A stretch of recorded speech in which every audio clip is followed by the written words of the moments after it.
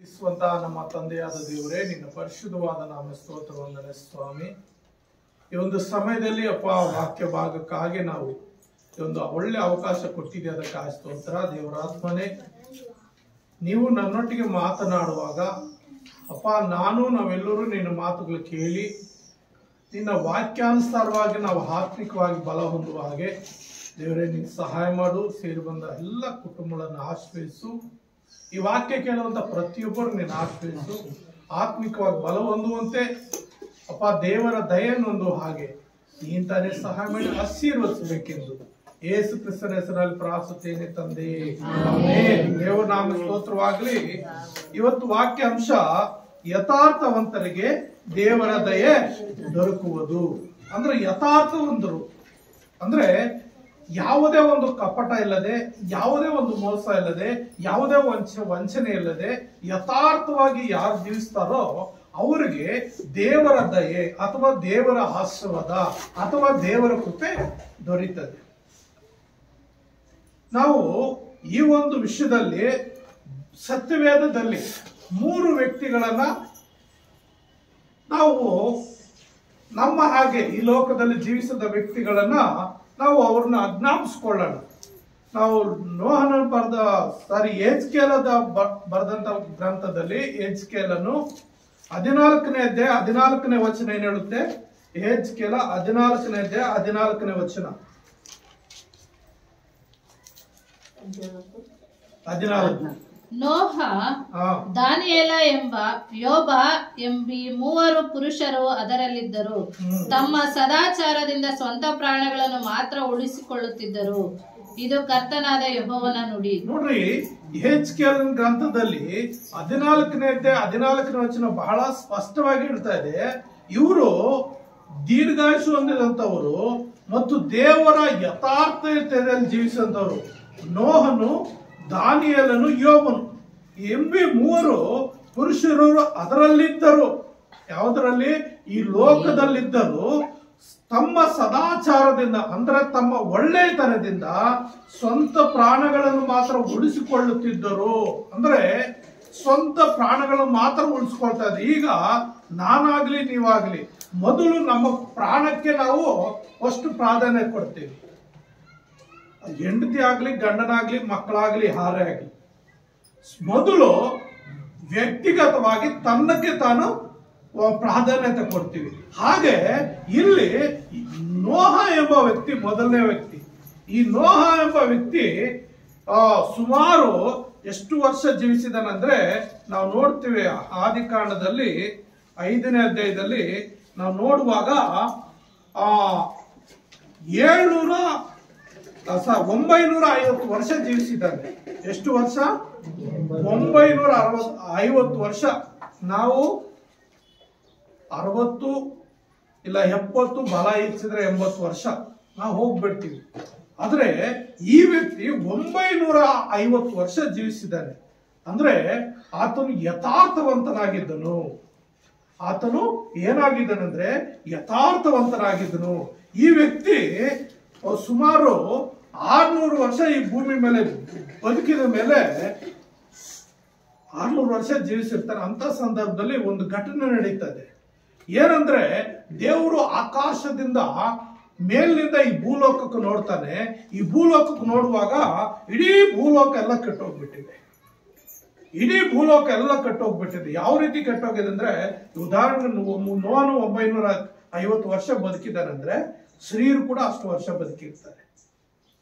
ಈಗ ನಾವು ನೋಡುವಾಗ ಹೆಣ್ಣು ಮಕ್ಕಳು ಒಂದು 12-15 ವಯಸ್ಸಿಗೆ ಬಂದ್ರೆ ಒಂದು 30-40 ವರ್ಷ ತನಕ ಇಲ್ಲ ಒಂದು 50 ವರ್ಷ ತನಕ ಅವರು ಚೆನ್ನಾಗಿ ಅಂದ ಚಂದವಾಗಿರ್ತಾರೆ. ಆಮೇಲೆ 50 ದಾಟಿದೆ ಅಂದ್ರೆ ವಯಸ್ಸಾಗೋಗ್ತದೆ, ಮುದುಕಿರಾಗೋಗ್ತಾರೆ. 950 ವರ್ಷ ಬದುಕಿದ್ದಾರೆ ಅಂದ್ರೆ ಅಲ್ಲಿಗೆ ಎಷ್ಟು ವರ್ಷ ಬೇಕಾದ್ರೆ ಅವರು ಯೌವನದಲ್ಲಿರ್ತಾರೆ. ಎಷ್ಟು ಕಾಲ ಯೌವನದಲ್ಲಿರ್ತಾರೆ. ಆ ಯೌವನ ನೋಡಿ, ಆ ಅಂದ ಚಂದಗಳು ನೋಡಿ ಪರಲೋಕದಿಂದ ದೇವದೂತರು ಬಂದು ಈ ಲೋಕದಲ್ಲಿ ಆ ಹೆಣ್ಣು ಮಕ್ಕಳು ಮದುವೆ ಮಾಡ್ಕೊಳ್ತಾ ಇದ್ದಾರಂತೆ. ಆ ಹೆಣ್ಣು ಮಕ್ಕಳು ಮದುವೆ ಮಾಡಿಕೊಂಡು ಅವ್ರಿಗೆ ಮಕ್ಕಳು ಹುಡ್ತಾ ಇದ್ದಾರಂತೆ. ಆ ಕಾಲದಲ್ಲಿ ಆ ದೇವದೂತರು ಬಂದು ಈ ಲೋಕದಲ್ಲಿ ಹೆಣ್ಣು ಮಕ್ಕಳು ಮದುವೆ ಮಾಡಿಕೊಂಡು ಅವ್ರ ಹೊಟ್ಟೆಯಲ್ಲಿ ಹುಟ್ಟಿದ ಮಕ್ಕಳು ಪರಾಕ್ರಮಶಾಲಿಗಳು. ಈಗ ನಾವು ದೊಡ್ಡ ದೊಡ್ಡ ದೇವಸ್ಥಾನಗಳು, ಬೆಟ್ಟಗಳಲ್ಲಿ ದೊಡ್ಡ ದೊಡ್ಡ ದೇವಸ್ಥಾನಗಳು ಕಟ್ಟಿದಾರಲ್ಲ, ದೊಡ್ಡ ದೊಡ್ಡ ಕಲ್ಲುಗಳೆಲ್ಲ ಹಾಕಿ ಅವರು ಕಟ್ಟಿರುವಂತ ಅವ್ರ ಹೊಟ್ಟೆಯಲ್ಲಿ ಹುಟ್ಟಿರುವಂತವ್ರು. ಆ ರೀತಿ ದೇವರು ನೋಡುವಾಗ ಲೋಕ ಎಲ್ಲ ಕೆಟ್ಟೋಗ್ಬಿಟ್ಟಿದೆ. ಆಗ ದೇವರು ತುಂಬಾ ನೋವಾಗ್ತದೆ.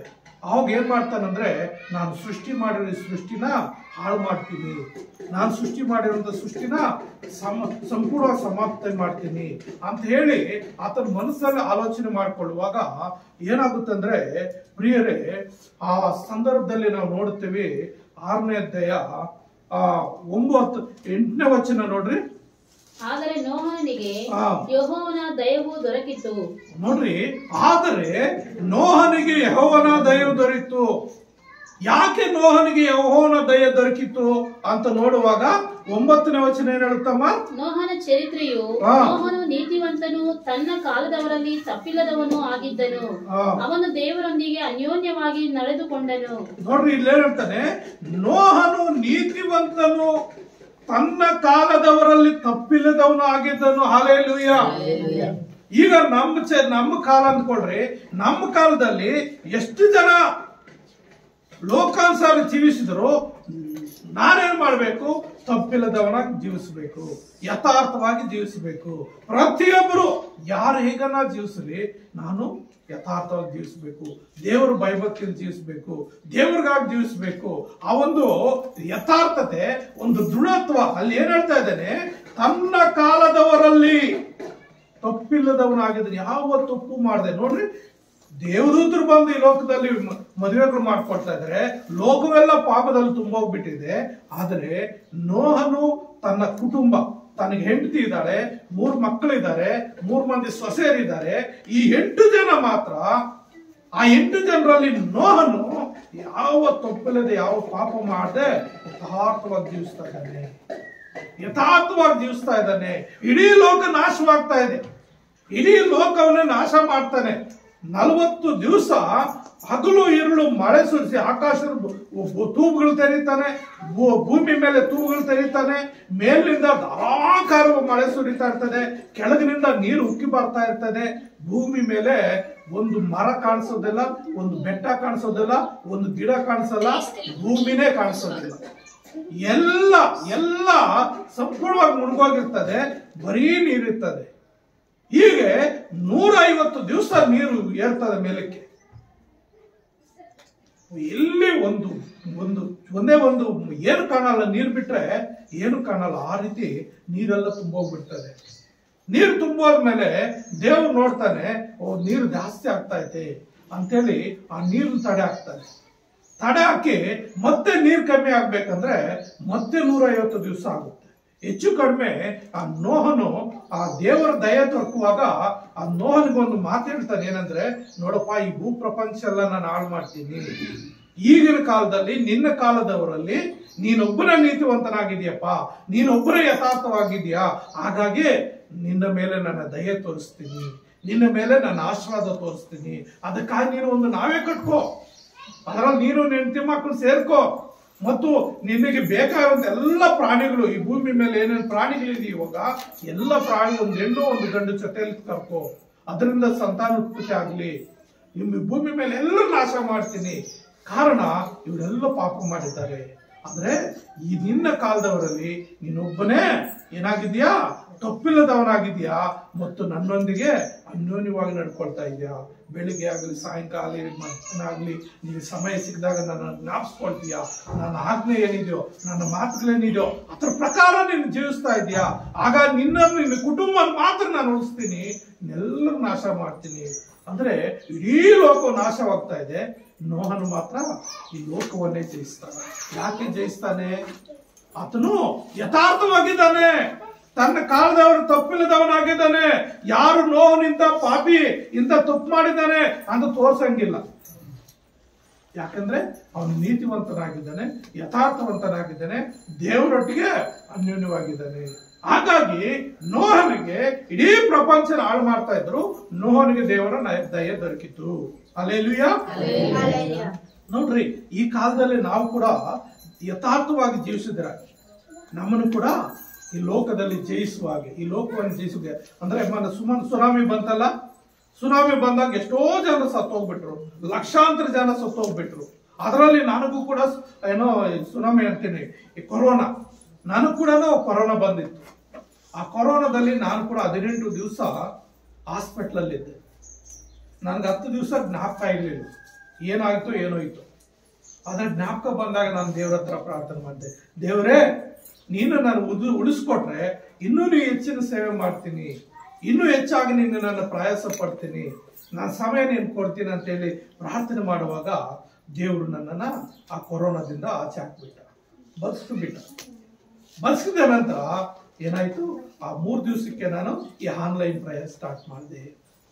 ಅವತ್ತಿನಿಂದ ಇವತ್ತು ತನಕ ಸುಮಾರು 7 ಜಿಲ್ಲೆಗಳಲ್ಲಿ ಆನ್ಲೈನ್ ಪ್ರೇಯರ್ ನಡೀತದೆ. ಮತ್ತು ಈ ಯೂಟ್ಯೂಬ್ ಅಲ್ಲಿ ಚಾನಲ್ ಓಪನ್ ಮಾಡಿದೆ. ಯೂಟ್ಯೂಬ್ ಅಲ್ಲಿ ಒಂದು 2,000 ಚಿಲ್ಲರೆ ಜನರಿದ್ದಾರೆ. ಈ ರೀತಿ ಅನೇಕರ ಮಧ್ಯದಲ್ಲಿ ವಾಕ್ಯಗಳು ಪ್ರತಿ ವಾಟ್ಸಾಪ್ ಅಲ್ಲಿ ಹೆಚ್ಚು ಕಡಿಮೆ ಒಂದು 5,000 ಜನ ಮೇಲೆ ನಾನು ಹಾಕುವಂತ ವಾಕ್ಯಗಳು ನೋಡ್ತಾರೆ. ಫೇಸ್ಬುಕ್ ಅಲ್ಲೇ ನನಗೆ 4,900 ಜನ ಇದ್ದಾರೆ.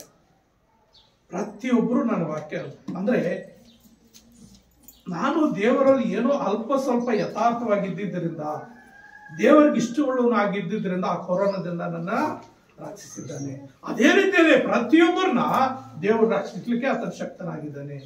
ನೋನು ಇಡೀ ಲೋಕವನ್ನು ಜಯಿಸಿದ ಹಾಗೆ ಆ ಕೊರೋನಾ ಸಮಯದಲ್ಲಿ ನಾನು ಕೂಡ ಲೋಕವನ್ನು ಜಯಿಸಿ, ಆ ಸಾವನ್ನು ಜಯಿಸಿ ಈ ಲೋಕಕ್ಕೆ ಮತ್ತೆ ಬದುಕಿ ಬರ್ಲಿಕ್ಕೆ ಕಾರಣ ಏನಂದ್ರೆ ದೇವರ ದಯೆ. ಏನೋ ದೇವರಲ್ಲಿ ನಾನು ಸ್ವಲ್ಪ ಯಥಾರ್ಥವಾಗಿ ಇದ್ದಿದ್ರಿಂದ ದೇವರು ನನ್ನ ಬದುಕಿದ. ಹಾಗೆ ಪ್ರತಿಯೊಬ್ಬರನ್ನ ಆತನ ರಕ್ಷಣೆ ಮಾಡ್ಲಿಕ್ಕೆ ಶಕ್ತನಾಗಿದ್ದೇನೆ. ಆದ್ರಿಂದ ಪ್ರಿಯ ನನ್ನ ಸಹೋದರರೇ, ನಾವು ನೋಡ್ತೀವಿ 7ರಿಂದ 9 ವಚನಗಳಲ್ಲಿ ನಾವು ವಿವರಣೆ ಮಾಡ್ಕೊಳ್ಳೋಣ. 6ನೇ ಅಧ್ಯಾಯ 7ರಿಂದ 9 ವಚನಗಳಲ್ಲಿ ನಾವು ನೋಡಿದ್ವಲ್ಲ, ಇಲ್ಲಿ ಯೆಹೋವನು ತಾನು ಸೃಷ್ಟಿಸಿದ ಮನುಷ್ಯ ಜಾತಿಯನ್ನು ಭೂಮಿಯನ್ನು ಮೇಲಿನಿಂದ ಅಳಿಸಿ ಬಿಡುವೆನು, ಅದನ್ನು ಉಂಟು ಮಾಡೋದಕ್ಕೆ ನನ್ನಲ್ಲಿ ಪಶ್ಚಾತ್ತಾಪ ಹುಟ್ಟಿತು. ದೇವರೊಂದಿಗೆ ಸಕಲ ಮೃಗ ಕ್ರಿಮಿ ಕೀಟಗಳನ್ನು ಅಳಿಸಿ ಬಿಡುವೆನು ಅಂದುಕೊಂಡನು. ಎಲ್ಲ ನಾಶ ಮಾಡ್ತೀನಿ ಅಂತ ಅಂದ್ಕೊಳ್ಳುವಾಗ ಅವಾಗ ನೋಹನಿಗೆ ದೇವರ ದಯೆ ದೊರಕಿತ್ತು. ಯಾಕೆ ದೇವರ ದಯೆ ದೊರಕಿತ್ತು? ಅವನು ತನ್ನ ಕಾಲದವರಲ್ಲಿ ಯಥಾರ್ಥವಾಗಿದ್ದನು. ಹಾಗಾಗಿ ಪ್ರಿಯ ನನ್ನ ಸಹೋದರ 7ನೇ ಅಧ್ಯಾಯ 1ನೇ ವಚನ ಕೂಡ ಏನ್ ಹೇಳುತ್ತೆ?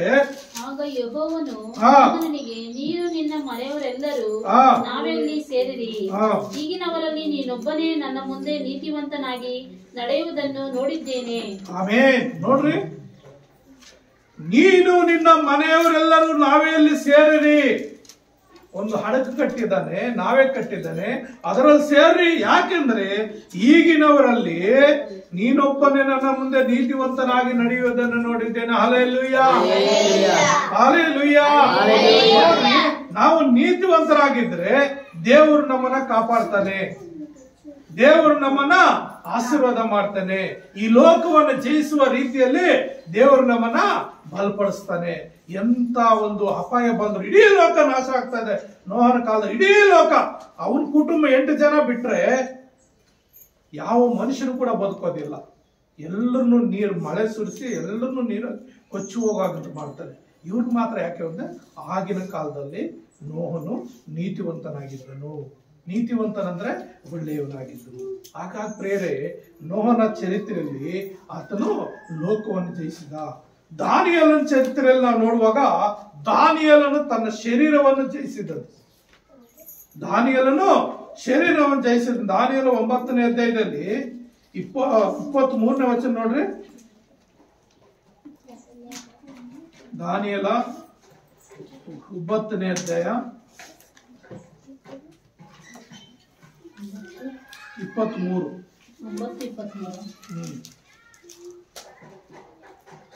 ನಿನ್ನ ವಿಜ್ಞಾಪನೆಯು ಆರಂಭದಲ್ಲಿಯೇ ದೇವರ ಅಪ್ಪಣೆಯಾಯಿತು, ಅದನ್ನು ನಿನಗೆ ತಿಳಿಸಲು ಇಲ್ಲಿಗೆ ಬಂದಿದ್ದೇನೆ. ನೀನು ದೇವರಿಗೆ ಅತಿ ಪ್ರಿಯ ಈ ದೈವೋಕ್ತಿಯನ್ನು ಯೋಚಿಸು, ಈ ದರ್ಶನವನ್ನು ಗ್ರಹಿಸಿಕೊ. ನೋಡ್ರಿ, ಇಲ್ಲೇನ್ ಹೇಳ್ತಾ ಇದ್ದಾನೆ? ನಿನ್ನ ವಿಜ್ಞಾಪನೆ ಆರಂಭದಲ್ಲಿಯೇ ದೇವರ ಅಪ್ಪಣೆ ಆಯ್ತು, ಅದನ್ನು ನಿನಗೆ ತಿಳಿಸಲು ಇಲ್ಲಿಗೆ ಬಂದಿದ್ದೇನೆ. ಏನು ವಿಜ್ಞಾಪನೆ? ದಾನಿಯೇಲನು ಶದ್ರಕ್ ಮೆಷಕ್ ಅಬೇದ್ನಗೋ ಈ 4 ಜನ ವ್ಯಕ್ತಿಗಳು ದೇವರ ಆರಿಸಿಕೊಂಡಂತ ಜನಾಂಗ, ಅಂದ್ರೆ ಯಹೂದಿಗಳು. ಅನ್ಯ ರಾಜನು ಹೋಗಿ ಆ ಯೆರೂಸಲೇಮಿನಲ್ಲಿ ಅವ್ರನ್ನ ಕೊಳ್ಳೆ ಹೊಡೆದು ಅವ್ರ ದೇಶದಲ್ಲಿರುವಂತ ಎಲ್ಲ ದೋಚ್ಕೊಂಡು ಬರುವಾಗ ಈ 4 ಜನ ಯವನಸ್ಥರು ಅವ್ರು ಏನ್ ಮಾಡ್ತಾ ಇದಾರೆ, ಯುದ್ಧಕ್ಕೆ ಹೋದ್ರೆ ಯಾವ್ದೋ ಒಂದು, ಇವಾಗ ಆನಂದಪುರ ಅನ್ಕೊಡ್ರಿ, ಈ ಊರಿಗೆ ಈ ಊರದ ಮೇಲೆ ಯುದ್ಧ ಬಂದ್ರೆ ಏನ್ ಮಾಡ್ತಾರೆ ಅಂದ್ರೆ, ಈ ಊರಲ್ಲಿ ಏನೇನ್ ಬೆಳೆದಿರ್ತಾರೆ ಎಲ್ಲ ದವಸ ಧಾನ್ಯಗಳೆಲ್ಲ ಎತ್ಕೊಂತಾರೆ, ಅವರಲ್ಲಿರುವ ಚಿನ್ನ ಪೀಳಿಗಳೆಲ್ಲ ಎತ್ಕೊಂತಾರೆ. ವಯಸ್ಸಾದಂತವ್ರು ಮುದುಕರು ಹುಡುಗರು ಅಂತ ಅವ್ರನ್ನ ಬಿಟ್ಬಿಡ್ತಾರೆ. ಇನ್ಯಾರನ್ನು ತಿರುಗಿ ಬಿದ್ರೆ ಅವ್ರನ್ನ ಸಾಯಿಸ್ಬಿಡ್ತಾರೆ. ಚೆನ್ನಾಗಿ ಯೌವನದಲ್ಲಿರುವಂತ ಸ್ತ್ರೀ ಪುರುಷರಾದ್ರೆ ಅವ್ರನ್ನ ಜೊತೆಲಿ ಕರ್ಕೊಂಡು ಹೋಗ್ತಾರೆ. ಏನಕ್ಕೆ? ಅವ್ರ ಮನೇಲಿ ಕೆಲಸಗಳು ಮಾಡ್ಕೊಳ್ಳಕ್ಕೆ. ಆ ರೀತಿ ಈ ದಾನಿಯೇಲ, ಶದ್ರಕ್ ಮೆಷಕ್ ಅಬೇದ್ನೆಗೋ 4 ಜನರನ್ನ ಎತ್ಕೊಂಡು ಹೋಗ್ಬಿಡ್ತಾರೆ. ಆ ಸಮಯದಲ್ಲಿ ಅಲ್ಲಿ ಒಂದು ಆಜ್ಞೆ ಮಾಡ್ತಾನೆ ರಾಜನು, ಏನಂದ್ರೆ ಇವರೆಲ್ಲ ನನ್ನ ಮನೆಯಲ್ಲಿ ಕೆಲಸ ಮಾಡ್ಬೇಕಾದ್ರೆ ಇವರೆಲ್ಲ ಅಂದವಾಗಿರ್ಬೇಕು, ಚಂದವಾಗಿರ್ಬೇಕು, ಜ್ಞಾನವಂತರಾಗಿರ್ಬೇಕು, ತಿಳುವಳಿಕೆಗಳಂತವರಾಗಬೇಕು. ಆಗ ಇವ್ರಿಗೆ 3 ವರ್ಷ ತರಬೇತಿ ಕೊಡ್ರಿ. ಅರಮನೆಯಲ್ಲಿ ಯಾವ್ಯಾವ ರೀತಿ ಕೆಲಸ ಮಾಡ್ಬೇಕು, ಅರಮನೆಯಲ್ಲಿ ಯಾವ ರೀತಿ ನಡ್ಕೊಳ್ಬೇಕು, ಅರಮನೆ ಕೆಲಸಗಳು ಹೆಂಗ್ ಮಾಡ್ಬೇಕು, 3 ವರ್ಷ ತರಬೇತಿ ಕೊಡ್ರಿ. ಹಾಗೆ ರಾಜನ ಮನೆಯಲ್ಲಿ ಏನು ಊಟ ಉಪಚಾರಗಳಿರ್ತದೋ ಅದನ್ನೇ ಕೊಡ್ರಿ. ರಾಜನ ಮನೆಯಲ್ಲಿ ಇಂಥ ಅಡಿಗೆ ಇಲ್ಲ ಅನ್ನೋಕ್ಕಿಲ್ಲ, ಎಲ್ಲಾ ರೀತಿ ಅಡಿಗೆ ಇರ್ತದೆ. ಎಲ್ಲಾ ರೀತಿ ದನಗಳದು, ಕುರಿಗಳದು, ಮೇಕೆಗಳದು, ಕಾಡು ಪ್ರಾಣಿಗಳದು, ಕೋಳಿಗಳದು, ಮಾಂಸಾಹಾರ, ಸಸ್ಯಾಹಾರಿ, ಸಿಹಿ ಪದಾರ್ಥಗಳು, ಎಲ್ಲ ರೀತಿ ಅಡಿಗೆ ಮಾಡಿರ್ತಾರೆ, ಪ್ರತಿದಿನ ಮಾಡ್ತಾರೆ. ಆ ರೀತಿ ಮತ್ತು ದ್ರಾಕ್ಷಾರಸ, ವೈನ್ಸು, ರಾಜರು ಕುಡಿಯುವಂತ ಮದ್ಯಪಾನಗಳು ಎಲ್ಲ ಇರ್ತದೆ. ಇವೆಲ್ಲ ಕೊಡ್ರಿ, ಇವರು 3 ವರ್ಷ ತರಬೇತಿ ಕೊಡ್ರಿ ಅಂತ ಹೇಳ್ತಾರೆ. ಆದ್ರೆ ಅಲ್ಲಿ ದಾನಿಯೇಲ ಏನ್ ಮಾಡ್ತಾನಂದ್ರೆ, ನಾನು ಇದೆಲ್ಲ ತಿಂದು ಕುಡಿದು ನನ್ನನ್ನು ನಾನು ಅಶುದ್ಧ ಮಾಡ್ಕೊಳ್ಳಲ್ಲ, ನಾನು ದೇವ್ರ ಮಗನು, ನಾನು ಶೋಧನೆಯಲ್ಲಿದ್ದೀನಿ, ಇವಾಗ ಸರಿಯಾಗಿ ಬಂದಿದ್ದೀನಿ, ಹಾಗಾಗಿ ನಾನು ಇದರಲ್ಲಿ ತಿನ್ನಲ್ಲ, ಇದು ಅಶುದ್ಧ ಪದಾರ್ಥಗಳು ಏನು ತಿನ್ನಲ್ಲ. ಯವನಸ್ಥರು ಏನ್ ಮಾಡ್ತಾರೆ ಅಂದ್ರೆ, ಯವನಸ್ಥರು ಮೊದಲು ಅವ್ರಿಗೇನು ಆಸೆ ಇರಲ್ಲ, ಚೆನ್ನಾಗಿ ತಿನ್ಬೇಕು, ಕುಡಿಬೇಕು, ಮಜಾ ಮಾಡ್ಬೇಕು, ಆ ರೀತಿ ಆಸೆ ಇರ್ತದೆ. ಬೇರೆಯವರೆಲ್ಲ ಹಾಗೆ ಮಾಡ್ತಾ ಇದ್ದಾರೆ. ಆದ್ರೆ ಈ ದಾನಿಯೇಲನು ಆತನಲ್ಲಿದ್ದ 3 ಜನ ಏನ್ ಮಾಡ್ತಾರೆ ಅಂದ್ರೆ, ನಾವು ತಿಂದು ನಮ್ಮನ್ನ ಅಶುದ್ಧ ಮಾಡ್ಕೊಳ್ಳಲ್ಲ, ನಾವು ಒಂದು ಎಲ್ಲರೂ ತಿನ್ನೋ ಹಾಗೆ ಸಸ್ಯಾಹಾರಿ, ತರಕಾರಿಗಳು, ಹಣ್ಣು ಹಂಪಲುಗಳು ಕೊಡ್ರಿ, ಅನ್ನ ಕೊಡ್ರಿ, ಅದೇ ಸಾಕು, ನಮ್ ಕಾಯಿ ಪಲ್ಯಗಳು ಕೊಡ್ರಿ, ಅದೇ ನಾವು ತಿಂತೀವಿ ಅಂತೇಳಿ ಅದನ್ನೇ ತಿಂದು ದೇವರ ಒಂದು ಪ್ರಾರ್ಥನೆಯಲ್ಲಿ ಯಥಾರ್ಥವಾಗಿರ್ತಾರೆ. ಯಥಾರ್ಥವಾಗಿದ್ದು ದೇವರ ಕೃಪೆ ಅವ್ರ ಮೇಲೆ ಬಂದ್ಬಿಡ್ತದೆ. ದೇವರು ಎಲ್ಲರಿಗಿಂತ ಹೆಚ್ಚಾದ ಜ್ಞಾನ, ಹೆಚ್ಚಾದ ವಿವೇಕನ ದಾನಿಯೇಲನು ಕೊಡ್ತಾನೆ. ಕನಸುಗಳು ವಿವರಿಸುವಂತ ಜ್ಞಾನವನ್ನು ಕೊಡ್ತಾನೆ. ಮತ್ತು ದಾನಿಯೇಲನ ಚರಿತ್ರೆ ನೋಡಿದ್ರೆ ಅವನು 3 ರಾಜರ ಕೈ ಕೆಳಗೆ ಕೆಲಸ ಮಾಡ್ತಾನೆ. 3 ರಾಜರ ಕೈ ಕೆಳಗೆ, ಯಾವ ವ್ಯಕ್ತಿ 3 ರಾಜರ ಕೈ ಕೆಳಗೆ ಕೆಲಸ ಮಾಡಕ್ ಆಗೋದಿಲ್ಲ. ಆದ್ರೆ ದಾನಿಯೇಲ 3 ರಾಜರ ಕೈ ಕೆಳಗೆ ಕೆಲಸ ಮಾಡ್ತಾನೆ. ಅಷ್ಟೇ ಅಲ್ಲದೆ ದೇವರ ಪ್ರಸನ್ನತೆ ದಾನಿಯೇಲನಲ್ಲಿ ಇರ್ತದೆ. ದಾನಿಯೇಲನೊಟ್ಟಿಗೆ ದೇವರು ಮಾತನಾಡ್ತಾನೆ. ಮುಂದೆ ದೇವರು ಯೇಸು ಕ್ರಿಸ್ತನ 2ನೇ ಬರೋಣದಲ್ಲಿ ಬರ್ತಾನಲ್ಲ, ಆ ಒಂದು ಗುಪ್ತ ವಿಚಾರಗಳೆಲ್ಲ ದಾನಿಯೇಲನ ಮುಖಾಂತರ ಬರೆದು ಈ ದಾನಿಯೇಲ ಪುಸ್ತಕದಲ್ಲಿ ಮುದ್ರೆ ಹಾಕಿದ್ದಾನೆ. ಮುಂದೆ ನೆರವೇರುವಂತ ಕಾರ್ಯಗಳೆಲ್ಲ ಹೀಗೆ ದಾನಿಯೇಲನು ದೇವರಿಗೆ ಅತಿ ಪ್ರಿಯನಾಗಿದ್ದನು. ಯಾಕೆಂದ್ರೆ ದಿನಕ್ಕೆ 3 ಆವರ್ತಿ ಪ್ರಾರ್ಥನೆ ಮಾಡ್ತಾ ಇದ್ದ. ಆ ಪ್ರಾರ್ಥನೆ ಪ್ರಾರ್ಥನೆ ಮಾಡಬಾರ್ದಾಗಂದ್ರೆ ರಾಜಾಜ್ಞಾದಾಗ ಅವನು ರಾಜಾಜ್ಞೆಲ್ಲ ಪ್ರಾಣ ಹೋದ್ರು ಪ್ರಾರ್ಥನೆ ನಿಲ್ಸಲ್ಲ ಅಂತೇಳಿ ಹೋಗಿ ದಿನಕ್ಕೆ 3 ಆವರ್ತಿ ಪ್ರಾರ್ಥನೆ ಮಾಡ್ತಾ ಇರ್ತಾನೆ. ದಿನಕ್ಕೆ 3 ಆವರ್ತಿ ಪ್ರಾರ್ಥನೆ ಮಾಡುವಾಗ ಅವನ ಸಿಂಹದ ಗವಿಯಲ್ಲಿ ಹಾಕಲ್ಪಡ್ತದೆ. ಆ ಸಿಂಹದ ಗವಿಯಲ್ಲಿ ಹಾಕಲ್ಪಟ್ರು ಕೂಡ ಅಲ್ಲೇನಾಗುತ್ತೆ, ದೇವದೂತರು ಬಂದ ಗವಿಯಲ್ಲಿ ಸಿಂಹಗಳು ಬಾಯಿ ಕಟ್ತಾರೆ. ಇವತ್ತೊಂದು ರಾತ್ರಿ ನೀವು ಸುಮ್ಮನೆ ಇರಿ, ಅವನು ದೇವ ಭಕ್ತನು,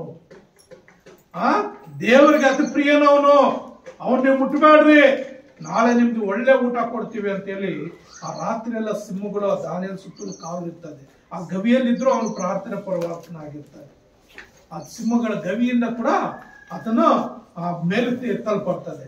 ಹಾಗೆ ಆ ರಾಜನ ಆ ಕಾಲಮಿತಿಯಲ್ಲಿ ಆ ನೆಬೂಕದ್ನೆಚ್ಚರನು, ದಾರ್ಯಾವೆಷನು, ಅಹಷ್ವೇರೋಷನು ಈ 3 ರಾಜರ ಕೈ ಕೆಳಗೆ ಕೆಲಸ ಮಾಡುವಾಗ ಅವನಿಗೆ ಕೆಲವು ವಿಷಯಗಳು ಉತ್ತರ ದೇವರಿಂದ ಉತ್ತರಗಳು ಸಿಗ್ತಾ ಇರ್ತದೆ. ಆತನ ಏನು ಮಾಡಿದ್ರೆ ಪ್ರಾರ್ಥನೆ ಮಾಡಿದ್ರೆ ಎಲ್ಲ ಪ್ರಾರ್ಥನೆಗಳಿಗೆ ಉತ್ತರ ಬರ್ತಾ ಇದೆ. ಆತನು ಆ ಪ್ರಾರ್ಥನೆ ಮಾಡುವಂತ ಸಮಯದಲ್ಲಿ ಅಲ್ಲಿ ಏನಾಗುತ್ತಂದ್ರೆ, ನಿನ್ನ ವಿಜ್ಞಾಪನ ಆರಂಭದಲ್ಲೇ ದೇವರ ಅಪ್ಪಣೆ ಆಯ್ತು. ನೀನು ಏನು ವಿಜ್ಞಾಪನ ಮಾಡ್ತಾ ಇದ್ದೀರೋ ಅದು ದೇವರ ಅಪ್ಪಣೆ ಆಗಿದೆ ಮತ್ತು ಅದನ್ನು ನಿನಗೆ ತಿಳಿಸಲು ಇಲ್ಲಿಗೆ ಬಂದಿದ್ದೇನೆ. ನೀನು ದೇವರಿಗೆ ಅತಿ ಪ್ರಿಯ. ದಾನಿಯೇಲನಿಗೆ ಒಂದು ಬಿರುದೇನಂದ್ರೆ ದೇವರಿಗೆ ಅತಿ ಪ್ರಿಯನು. ಅಬ್ರಹಾಮನಿಗೆ ಏನು ದೇವರ ಸ್ನೇಹಿತನು ಅಂತಿದೆ. ದಾನಿಯೇಲನಿಗೆ ಹೃದಯಾನುಸಾರನಂತಿದೆ. ಮತ್ತು ಈ ದಾನಿಯೇಲನಿಗೆ ಅತಿ ಪ್ರಿಯನಂತಿದೆ. ಈಗ ದಾನಿಯೇಲ ಗ್ರಂಥದಲ್ಲಿ ಅತಿ ಪ್ರಿಯನು ಎಂಬುದಾಗಿ 3 ಸಾರಿ ಬರೆಯಲ್ಪಟ್ಟಿದೆ. ಪ್ರಿಯರೇ, ಅಷ್ಟು ಪ್ರಿಯವುಳ್ಳವನಾಗಿರ್ತಾನೆ ದಾನಿಯೇಲನು.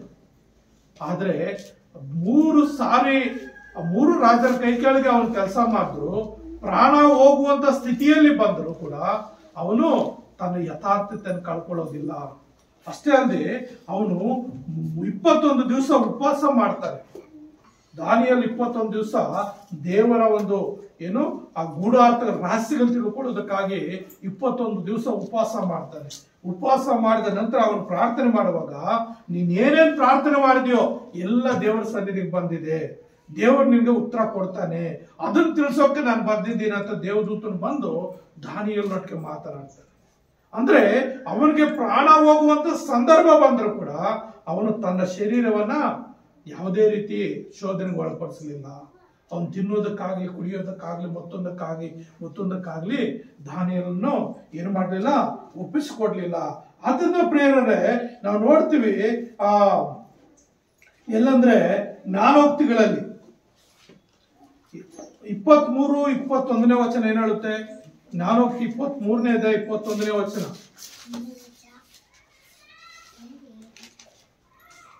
ಕುಡುಕನು ಹೊಟ್ಟೆಬಾಕನು ದುರ್ಗಗತಿಗೆ ಬರುವರು. ನಿದ್ರಾಸಕ್ತಿಯು ಅರಕು ಬಟ್ಟೆಗಳನ್ನು ಒದಿಸುವುದು. ಎತ್ತ ತಂದೆಯ ಮಾತಿಗೆ ಕಿವಿಗಳು. ಮುಪ್ಪಿನಲ್ಲಿಯೂ ತಾಯಿಯನ್ನು ಅಸಡ್ಡೆ ಮಾಡಬೇಡ. ಸತ್ಯವನ್ನು ಎಂದರೆ ಜ್ಞಾನ ಸುಶಿಕ್ಷೆಯನ್ನು ವಿವೇಕಗಳನ್ನು. ಇಲ್ಲಿ ನಾವು ನೋಡ್ತೇವೆ 23-21 ವಚನ ಏನ್ ಹೇಳ್ತೇವೆ? ಕುಡುಕನು ಹೊಟ್ಟೆಬಾಕನು ದುರ್ಗತಿಗೆ ಬರುವರು. ನಿದ್ರಾಸಕ್ತಿಯು ಅರಕು ಬಟ್ಟೆಗಳನ್ನು ಒದಿಸುವುದು. ಅಂದ್ರೆ ಈ ಲೋಕದಲ್ಲಿ ಕುಡುಕರು, ಹೊಟ್ಟೆಬಾಕರು ಅವರು ದುರ್ಗತಿಗೆ ಬರ್ತಾರಂತೆ. ನೋಡ್ರಿ, ಕೆಲವರು ನಮ್ಮ ಮಧ್ಯದಲ್ಲಿ ಅನೇಕರು ನಾವು ನೋಡ್ತಾ ಇರ್ತೀವಿ. ಹಗಲೆಲ್ಲ ದುಡಿತಾರೆ, ಸಾಯಂಕಾಲ ಮನೆಗಸ್ಪರಸ್ಗಾಗಿ ಎಲ್ಲ ಕುಡ್ದಾಗ್ಬಿಡ್ತಾರೆ. ಇನ್ನು ಕೆಲವರು ಬರೀ ಹೆಂಡತಿ ಎಲ್ಲಾನು ಹೋಗ್ಲಿ, ಮಕ್ಕಳೆಲ್ಲಾನು ಹೋಗ್ಲಿ, ಗಂಡ ಎಲ್ಲಾನು ಹೋಗ್ಲಿ, ಯಾರೆಲ್ಲಾನು ಹೋಗ್ಲಿ ಮಾದ್ರೆ ಇಲ್ಲಿ ತನಕ ಬೇಕಾದ್ರೂ ತಿಂತಾ ಇರ್ತಾರೆ.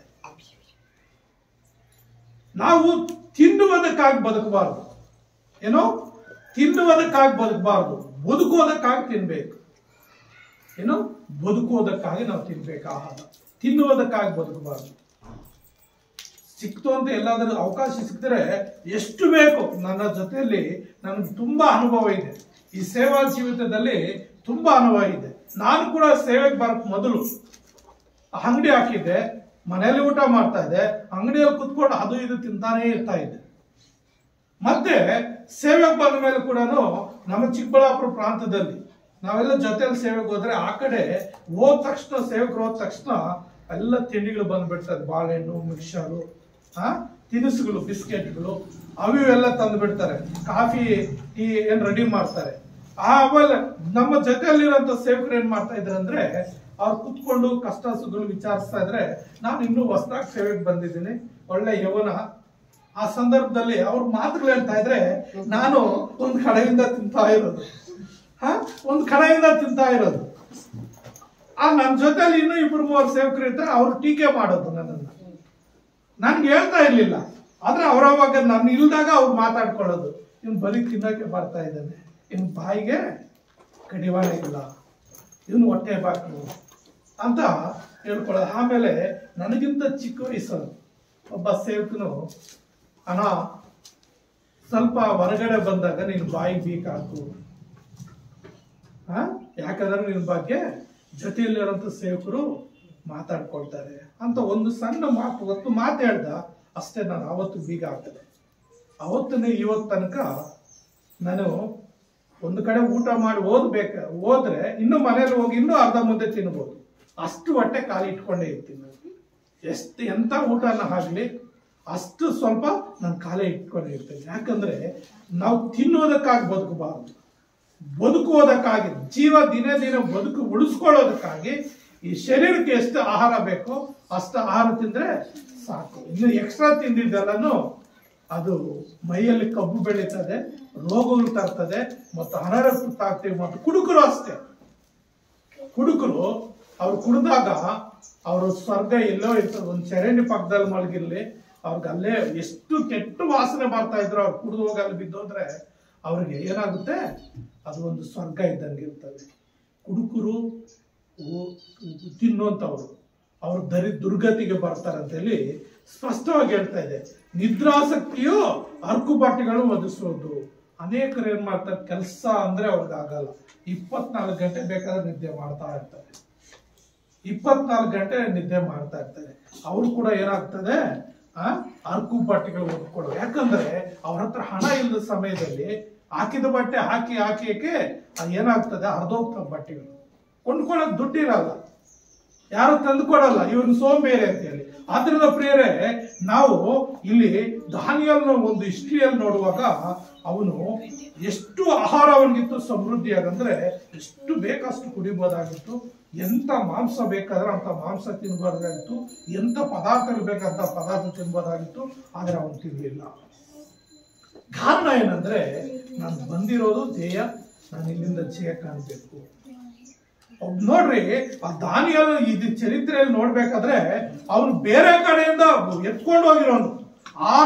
ಆ ದೇಶದಲ್ಲಿ ಹುಟ್ಟಿ, ಆ ರಾಜ್ಯದಲ್ಲಿ ಹುಟ್ಟಿ, ಆ ಪಟ್ಟಣದಲ್ಲಿ ಹುಟ್ಟಿದಂತ ಇನ್ನು ಅನೇಕರು ಜ್ಞಾನಿಗಳಿರ್ತಾರೆ, ತಿಳುವಳಿಕೆಗಳಿರ್ತಾರೆ, ಯಾರಿಗೂ ಅವಕಾಶ ಸಿಗೋದಿಲ್ಲ. ದಾನಿಯಲ್ಲನು ದೇವರೊಂದು ಭಯಭಕ್ತಿಯಲ್ಲಿ, ಪ್ರಾರ್ಥನೆಗಳಲ್ಲಿ ಯಥಾರ್ಥವಾಗಿ ಅವ್ 4 ಜನ ಇದ್ದಿದ್ದಕ್ಕೆ 3 ಜನಕ್ಕೂ ಒಳ್ಳೆ ಸ್ಥಾನಗಳು ಸಿಗುತ್ತೆ. ಈ ದಾನಿಯಲ್ಗಾದ್ರೆ 3 ರಾಜರ ಕೈ ಕೆಳಗೆ ಕೆಲಸ ಮಾಡ್ತಾನೆ. ಅಷ್ಟೇ ಅಲ್ಲದೆ ಆ ರಾಜರೆಲ್ಲರ ಕೈ ಕೆಳಗೆ ಕೂಡ ದಾನಿಯಲ್ ಪ್ರಥಮನಾಗಿರ್ತಾನೆ, ಒಬ್ಬ ಪ್ರಧಾನಿ ಆಗಿರ್ತಾನೆ. ಪ್ರಧಾನಿಯಾಗಿ ಕೆಲಸ ಮಾಡುವಂತ ಸ್ಥಾನ ದಾನಿಯಲ್ ಸಿಗ್ತದೆ. ಕಾರಣ ಏನಂದ್ರೆ, ಅವನು ತಿಂದು ಕುಡಿಯೋದ್ರ ಮೇಲೆ ಇಂಟ್ರೆಸ್ಟ್ ಕೊಡ್ಲಿಲ್ಲ. ದೇವರ ರಾಜ್ಯಕ್ಕಾಗಿ, ನೀತಿಗಾಗಿ, ದೇವರ ಭಯಭಕ್ತಿಯಲ್ಲಿ ತಾನು ಏನು ಸಾಧಿಸಬೇಕು ಅನ್ಕೊಂಡಿದ್ನೋ ಅದಕ್ಕಾಗಿ ಅವನು ಸಿದ್ಧನಾಗಿದ್ದ. ಆದ್ರೆ ಅವನ ಜೀವಿತದಲ್ಲಿ ಏನಾಯ್ತು, ದಾನಿಯಲ್ಲನು ಯಾವಾಗ ಈ ತಿಂದು ಕುಡಿಯೋದು ನೋಡ್ರಿ, ನಾವು ನೋಡ್ತೀವಿ ನೋಡ್ರಮ್ಮ. 1ನೇ ಅಧ್ಯಾಯ 8ನೇ ವಚನ, ದಾನಿಯಲ್ 1:8 ಏನಂತದೆ? ದಾನಿಯೇಲ 1:8. ದಾನಿಯೇಲನು ತಾನು ರಾಜನ ಭೋಜನ ಪದಾರ್ಥಗಳನ್ನು ತಿಂದು ರಾಜನು ಕುಡಿಯುವ ದ್ರಾಕ್ಷಾರಸವನ್ನು ಕುಡಿದು ತನ್ನನ್ನು ಅಶುದ್ಧ ಮಾಡಿಕೊಳ್ಳಬಾರದೆಂದು ನಿಶ್ಚಯಿಸಿ ಕಂಚುಕಿಯರ ಅಧ್ಯಕ್ಷನಿಗೆ ನಾನು ಅಶುದ್ಧನಾಗಲಾರೆ, ಕ್ಷಮಿಸು ಎಂದು ವಿಜ್ಞಾಪಿಸಿ. ನೋಡ್ರಿ, ನಾನು ರಾಜನು ಕುಡಿಯುವ ದ್ರಾಕ್ಷಾರಸವನ್ನು, ರಾಜನ ಭೋಜನ ಪದಾರ್ಥಗಳನ್ನು ತಿಂದು ಕುಡಿದು ತನ್ನನ್ನು ಅಶುದ್ಧ ಮಾಡಿಕೊಳ್ಳಬಾರದೆಂದು ನಿಶ್ಚಯಿಸಿ ಕಂಚಿಕೆಯ ಅಧ್ಯಕ್ಷನಿಗೆ ನಾನು ಅಶುದ್ಧನಾಗಲಾರೆ, ಕ್ಷಮಿಸು. ಅಂದ್ರೆ ರಾಜನು ತನಗಿಷ್ಟವಾದ ಆಹಾರ ಪದಾರ್ಥ ತಿಂತಾ ಇದ್ದ, ಇಷ್ಟವಾದ ಮದ್ಯಪಾನ ಕುಡಿತಾ ಇದ್ದ, ಅವನು ರಾಜನಾಗಿದ್ದ. ಅದಕ್ಕೆ ಇನ್ನೊಂದ್ ಕಡೆ ಒಂದು ಮಾತು ಹೇಳ್ತಾ ಇದೆ ಜ್ಞಾನೋಕ್ತಿಗಳಲ್ಲಿ 31ನೇ ಅಧ್ಯಾಯ, ಅಲ್ಲಿ ಒಬ್ಬ ತಾಯಿ ಹೇಳ್ತಾ ಇದ್ದ ನೋಡ್ರಿ. 31ನೇ ಅಧ್ಯಾಯ 2ನೇ ವಚನ 3ನೇ ವಚನ ನೋಡ್ರಿ. ನನ್ನ ಗರ್ಭಪುತ್ರನೇ ಏನು, ನನ್ನ ಆರಿಕೆಯ ಮಗುವೆ, ನಾನು ಏನು ಹೇಳಲಿ? ನನ್ನ ಪ್ರಾಣವನ್ನು ಸ್ತ್ರೀಯರಲ್ಲಿ ಒಪ್ಪಿಸದಿರು. ರಾಜರಿಗೆ ವಿನಾಶಕರವಾದ ದಾರಿಗೆ ತಿರುಗಬೇಡ. ದ್ರಾಕ್ಷಾರಸವನ್ನು ಕುಡಿಯುವುದು ರಾಜರಿಗೆ ಯೋಗ್ಯವಲ್ಲ. ಲೆಮುವೇಲನೆ, ಅದು ರಾಜರಿಗೆ ಯೋಗ್ಯವಲ್ಲ. ಮದ್ಯವೇಲಿ ಎನ್ನುವುದು ಪ್ರಭುಗಳಿಗೆ ವಿಹಿತವಲ್ಲ. ಸಾಕು ನೋಡ್ರಮ್ಮ, ಏನ್ ಹೇಳ್ತಾನೆ?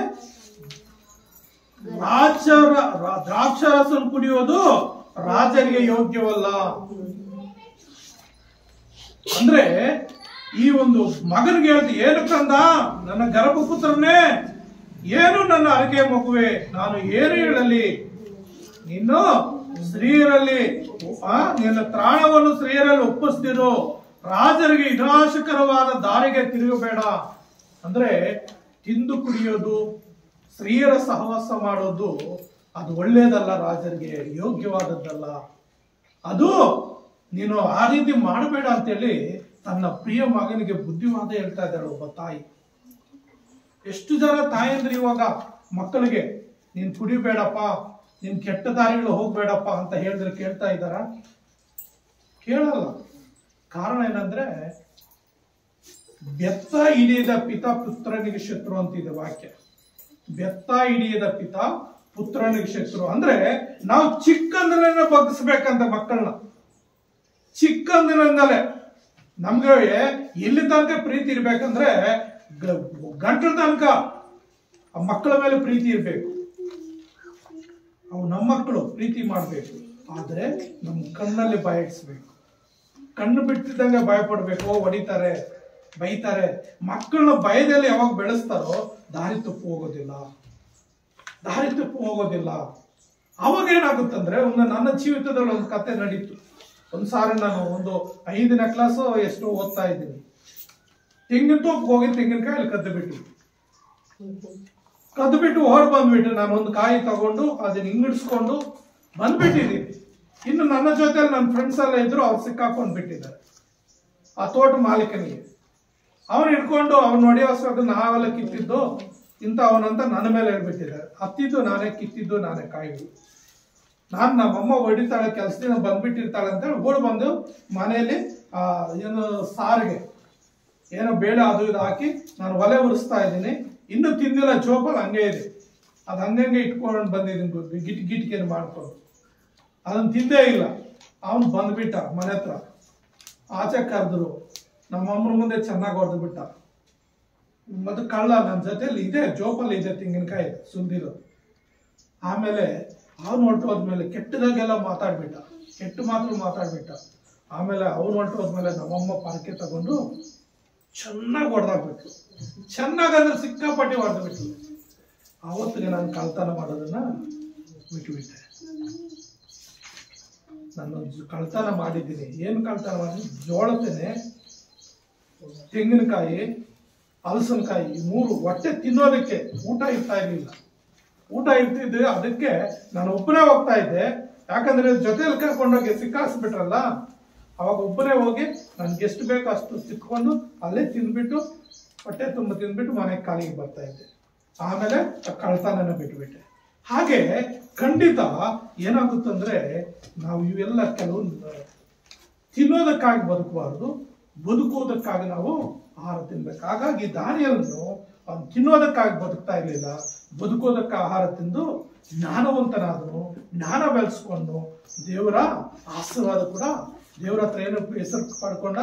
ಅತಿ ಪ್ರಿಯನೆಂಬ ಹೆಸರನ್ನ ಅದನ್ನು ಪಡ್ಕೊಂಡ್ರಿ. ಹಾಗಾಗಿ ನಾವು ನೋಡುತ್ತೇವೆ, 3ನೇದಾಗಿ ನೋಡುತ್ತೇವೆ ಯೋಬನ ಹಿಸ್ಟ್ರಿಯಲ್ಲಿ, ಯೋಬನ ಚರಿತ್ರೆಯಲ್ಲಿ ನೋಡುವಾಗ ಯೋಬ 1:1 ನೋಡ್ರಿ. ಯೋಬ 1:1 ಏನ್ ಹೇಳುತ್ತೆ ಯೋಬನ ಬಗ್ಗೆ? ಊಚ್ ದೇಶದಲ್ಲಿ ಯೋಬನೆಂಬ ಒಬ್ಬ ಮನುಷ್ಯನಿದ್ದನು. ಅವನು ದೇವರಲ್ಲಿ ಭಯಭಕ್ತವುಳ್ಳವನಾಗಿ ಕೆಟ್ಟದ್ದನ್ನು ನಿರಾಕರಿಸುತ್ತಾ ನಿರ್ದೋಷಿ ಯಥಾರ್ಥ ಚಿತ್ತನೂ ಆಗಿದ್ದನು. ನೋಡ್ರಿ, ಯಾರಂತೀವನು? ಯಥಾರ್ಥ ಚಿತ್ತ.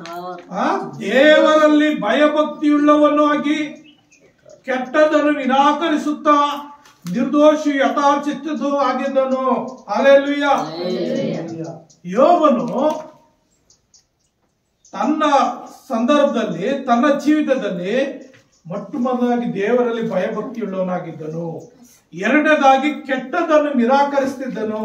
ಯಾವುದೇ ಆತನ ಕಣ್ಣು ಮುಂದೆ ಕೆಟ್ಟದ್ದು ಬಂದರೆ ಅದನ್ನು ಸ್ವೀಕಾರ ಮಾಡ್ತಾ ಇದೆ. ಇದು ಕೆಟ್ಟದು, ಇದು ನನ್ ಬೇಡ, ನಿರಾಕರಿಸಿದನು. ಮತ್ತು ನಿರ್ದೋಷಿಯು ಯಥಾರ್ಥ ಚಿತ್ತನು ಆಗಿದ್ದನು. ಯಾವ ಪಾಪ ಮಾಡ್ತಾ ಇಲ್ಲ, ನಿರ್ದೋಷವಾಗಿದ್ದ ಮತ್ತು ಯಥಾರ್ಥವಾಗಿ ಏನೇ ಮಾತಾಡಿದ್ರು ಯಥಾರ್ಥವಾಗಿ ಮಾತಾಡ್ತಾ ಇದ್ದ. ಯಾರಿಗೆ ಏನೋ ಸಹಾಯ ಮಾಡಿದ್ರು ಯಥಾರ್ಥವಾಗಿ ಮಾಡ್ತಾ ಇದ್ದ. ಯಾರನ್ನು ಯಾವುದೇ ರೀತಿಯಲ್ಲಿ ದೂಷಿತನಾಗಿಲ್ಲ. ಮತ್ತು ತನ್ನ ಮಕ್ಕಳು, ತನಗೆ 10 ಜನ ಮಕ್ಕಳಿದ್ರು, 10 ಜನ ಮಕ್ಕಳು ಒಂದೊಂದು ದಿವಸ ಒಂದೊಂದು ಮನೆಯಲ್ಲಿ ಔತಣ ಮಾಡ್ತಾ ಇದ್ರು. ಎಲ್ಲರೂ ಐಕ್ಯವಾಗಿದ್ರು. ಯೋಬನ್ ದೊಡ್ಡ ಶ್ರೀಮಂತರಂತ ನೋಡ್ರಿ.